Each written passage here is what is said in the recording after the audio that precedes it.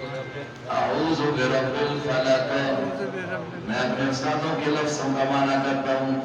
تم آنکھ و سویا کل کہہ دیجئے، آپ یہ لفظ کہیے اعوذ برب الفلق.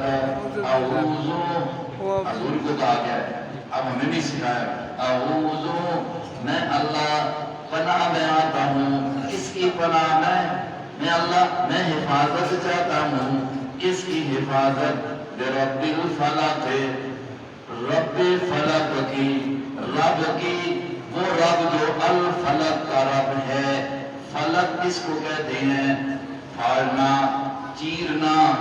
قرآن سے پوچھا ہے کہ الفلق کیا معنی ہوا؟ تفسیر القرآن بالقرآن، جو ہماری الحمدللہ ترتیب جو ہے وہ یہی ہوتی ہے، قرآن کی تفسیر سب سے پہلے قرآن سے کرو. قرآن کی تفسیر سب سے پہلے